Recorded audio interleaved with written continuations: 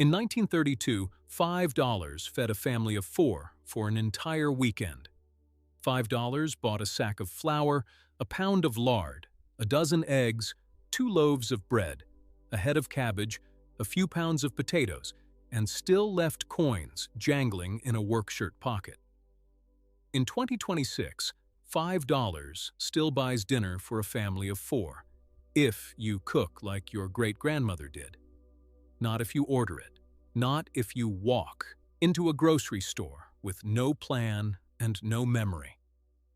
But if you know the meals that carried this country through its hungriest decade, $5 is still a feast.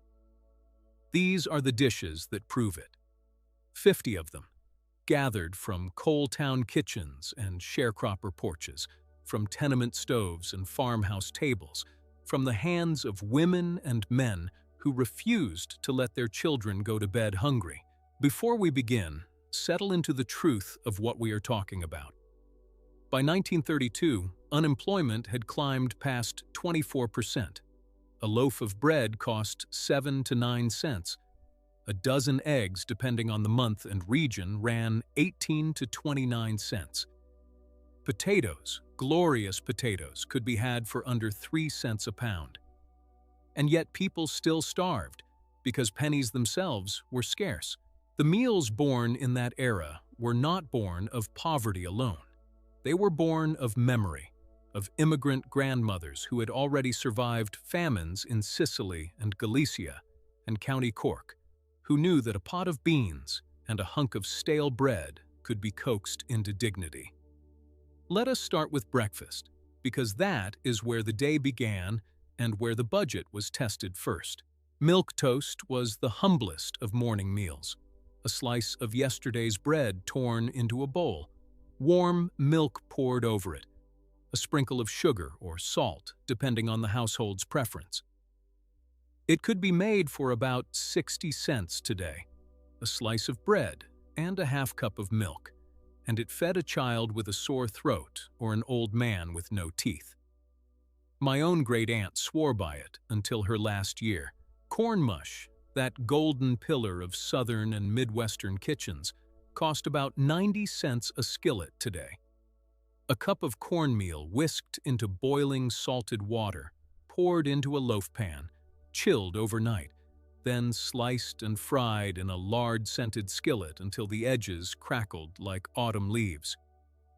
Served with molasses or a thread of bacon grease, it was breakfast, lunch, and sometimes supper in the hills of Appalachia. Pancakes, of course.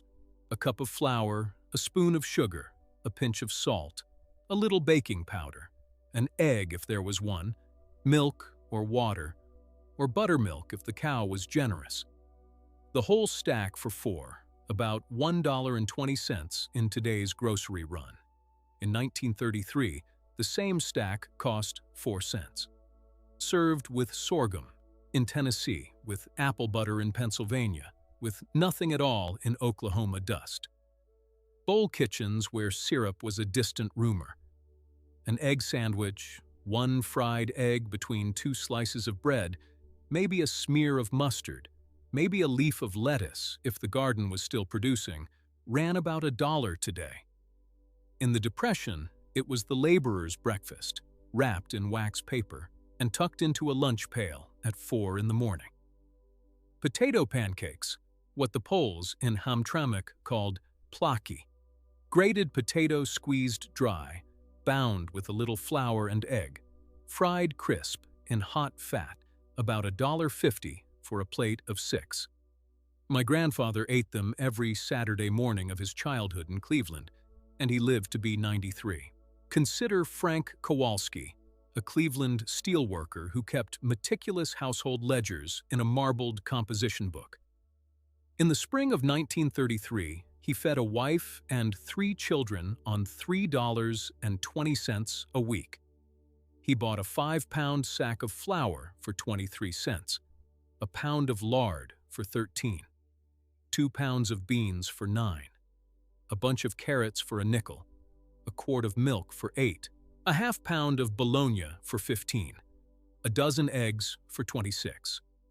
On Sundays, He splurged on a pork neck bone for 7 cents, and the whole family ate soup and felt rich. Frank's ledger is a gospel of thrift, and every meal in this script is, in some way, a page from it.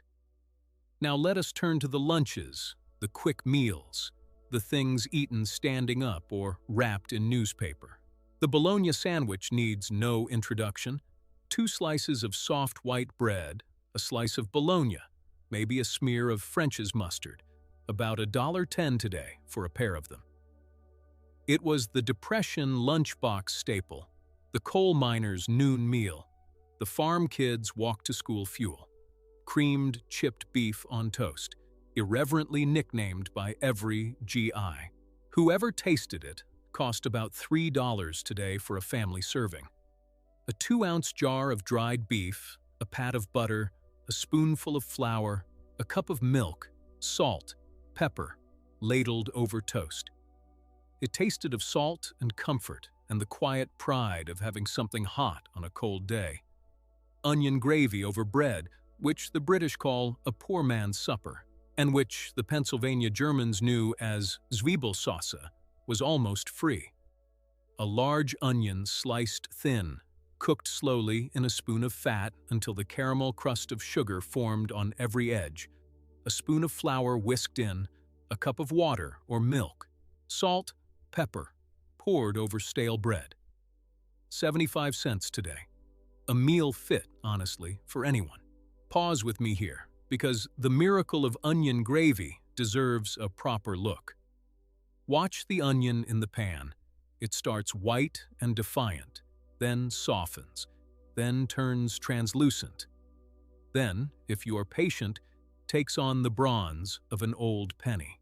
That bronzing is the sugar in the onion transforming itself, and it is the whole reason the dish works. No meat is required because the onion is doing the work meat would do. This is the genius of Depression cooking, the hidden chemistry that turned nothing into something.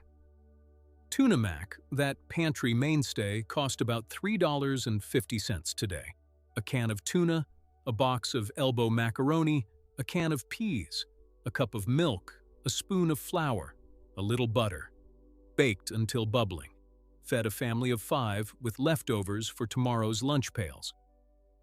A liverwurst sandwich on rye, about $2, was the Jewish and German working-class answer to the bologna sandwich.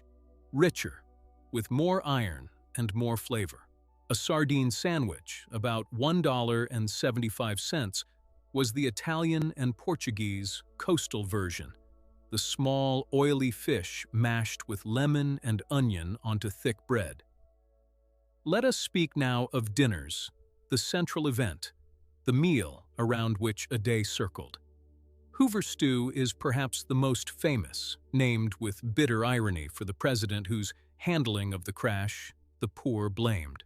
It was boiled macaroni, sliced hot dogs, a can of tomatoes, a can of beans, whatever else was in the pantry, simmered together until the pasta swelled and the hot dogs plumped. About $3.50 today to feed 4.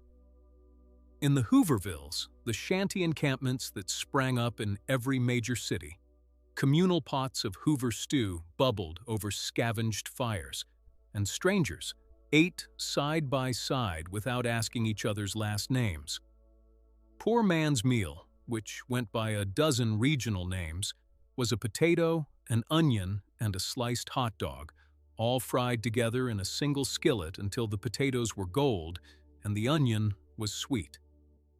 $2.80 today. It required 1 pan, 1 stove eye, and about 15 minutes. It still does. Spaghetti with tomato gravy, what the Italians of Brooklyn and Providence called Sunday sauce, could be made in a thinner Depression version for about $2.50 today. A can of crushed tomatoes, a spoon of tomato paste, a clove of garlic, a drizzle of olive oil or a spoonful of lard, salt, pepper, a pinch of sugar simmered an hour, poured over a pound of spaghetti. In 1933, An Italian housewife in Bensonhurst could make this for 11 cents. Today, you can make it for the price of a single coffee drink, and it tastes exactly the same. Red beans and rice, the Monday supper of New Orleans and the rural parishes around it, ran about $2 today. A pound of dried red beans soaked overnight, simmered all day, with an onion, a bell pepper, a rib of celery, a bay leaf, a ham hock if the family was flush, a cup of rice to stretch it. It fed 6 with leftovers. Louis Armstrong, who grew up desperately poor in New Orleans, signed his letters "Red Beans and Ricely Yours" his entire life.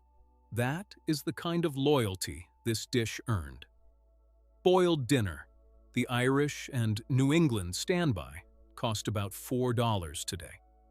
A small corned beef, if one could be had, or a ham bone, or even just a salt pork ribbon, simmered with cabbage, potatoes, carrots, turnips, an onion.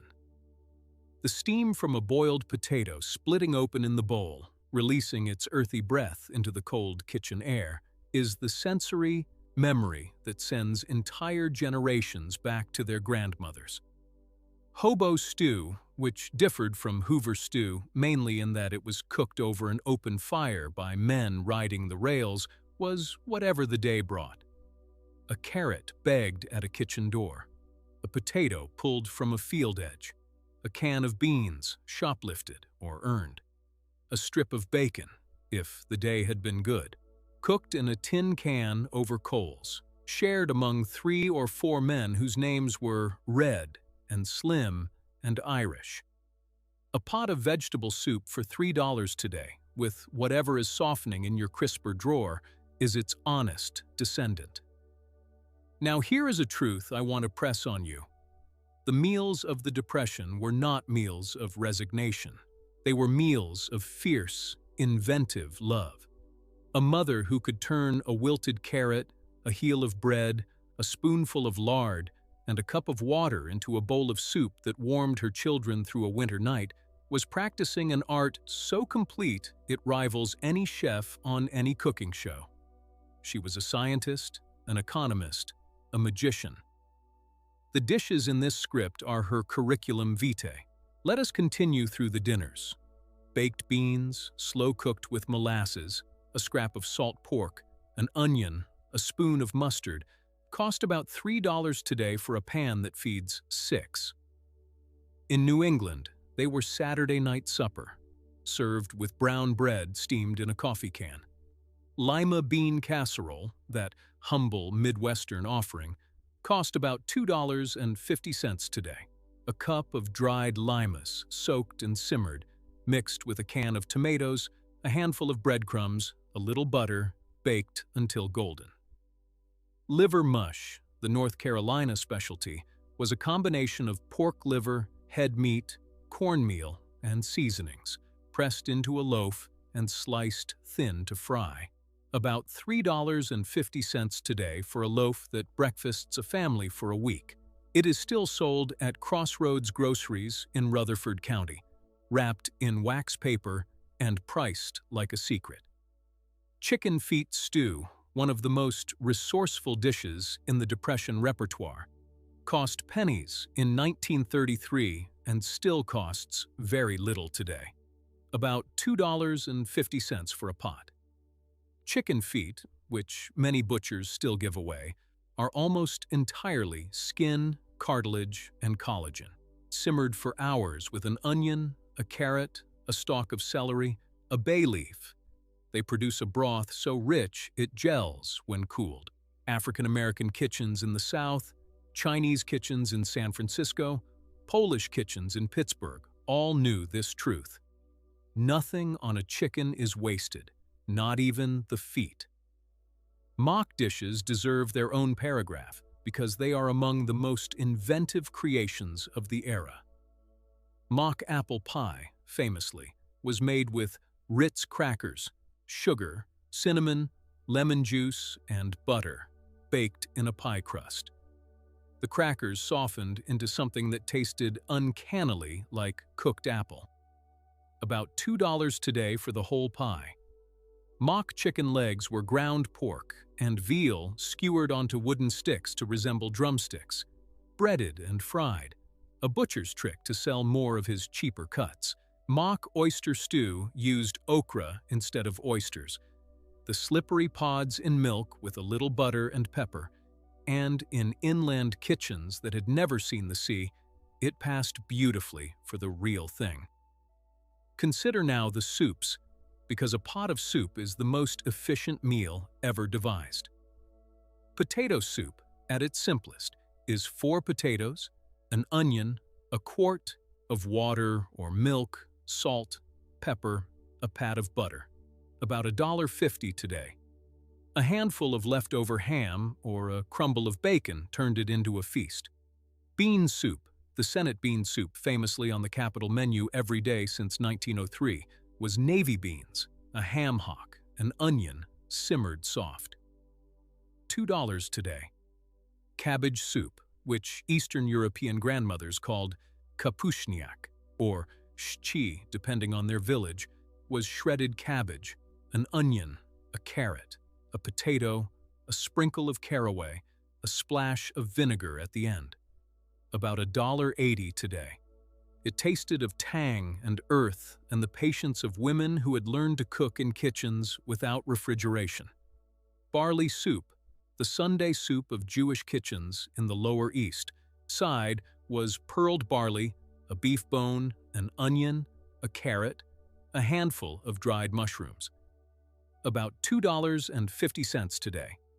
Tomato soup, the homemade version with crushed tomatoes, a little flour, milk, butter, and a pinch of sugar, cost about $1.60 today. Served with a grilled cheese on buttered bread, it is the meal that has fed American children for 100 years. Split pea soup, thick enough to stand a spoon in, with a ham bone and a carrot and an onion, about $2. Lentil soup, the thrifty Greek and Italian version, about $1.90, needed nothing but an onion, a carrot, a bay leaf, and a splash of vinegar to wake it up. Let me pause here to tell you what a proper Depression kitchen smelled like, because smell is how memory enters us. It smelled of rendered lard, that clean, faintly nutty scent rising from a cast-iron skillet. It smelled of onions caramelizing at the edges.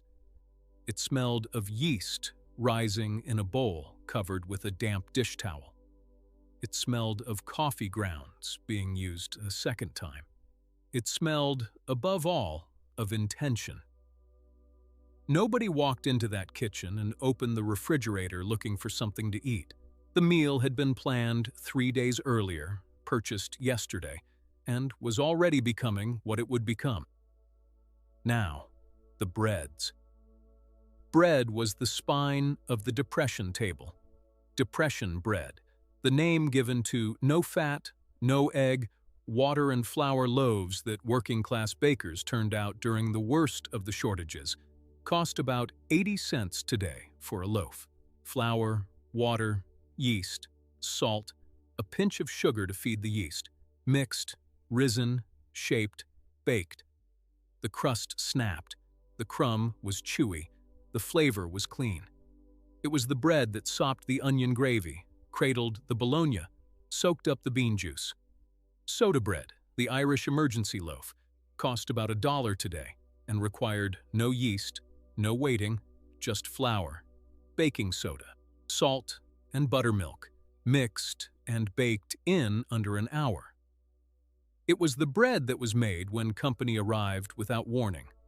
Cornbread, the Southern staple, cost about $1 today for a skillet.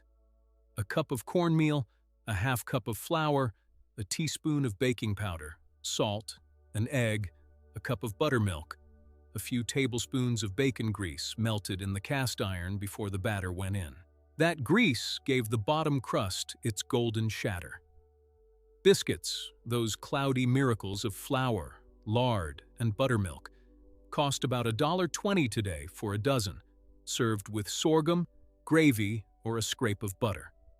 Hoe cakes, the thin cornmeal cakes cooked on a hot skillet, or, as legend has it, on the flat side of a garden hoe held over coals, cost about 70 cents today for a plate. Think about the pattern here. Every bread I have named can be made with pantry staples you already own, and everyone will feed your family for less than the cost of a single fast food combo.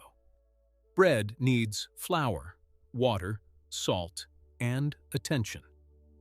Let us turn now to the wild foods, because one of the quieter chapters of depression eating was the rediscovery of the pantry that grows outside the door. Dandelion salad was free, is still free. The young leaves of the dandelion, picked before the flowers bloom, dressed with bacon fat and vinegar and a little salt, are bitter and bright and full of vitamins A and C.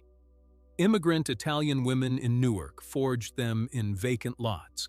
Appalachian families gathered them along creek banks. They are the original spring tonic. Poke salad, which must be boiled twice to remove the toxins, was the tender shoots of the pokeweed plant, cooked like spinach, dressed with bacon fat. Ramps, the wild leeks of the southern Appalachians, were free for anyone willing to walk into the hollow and dig.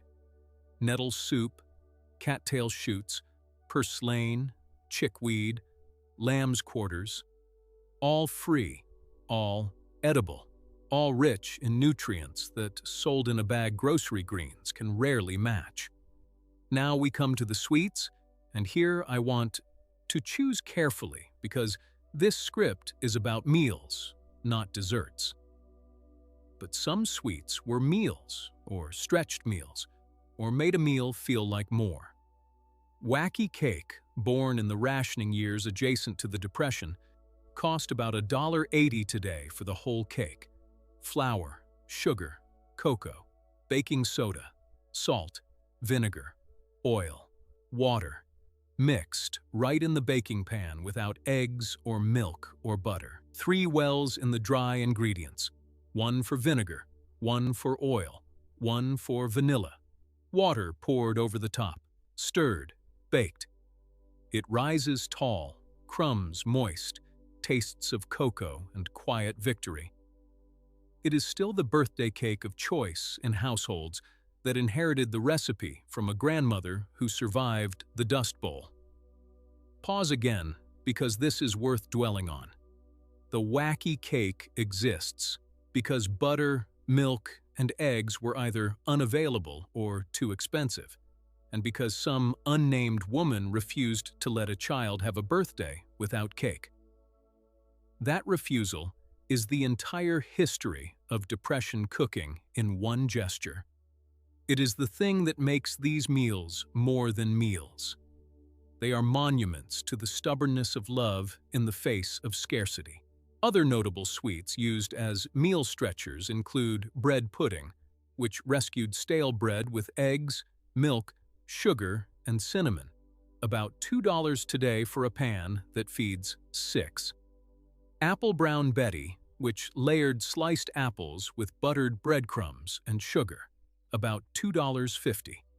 Rice pudding, leftover cooked rice simmered with milk, sugar, a beaten egg, a handful of raisins, a pinch of cinnamon, about $1.60.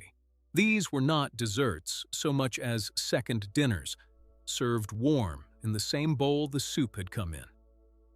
Let me round out the 50 now, sweeping through the meals we have not yet named.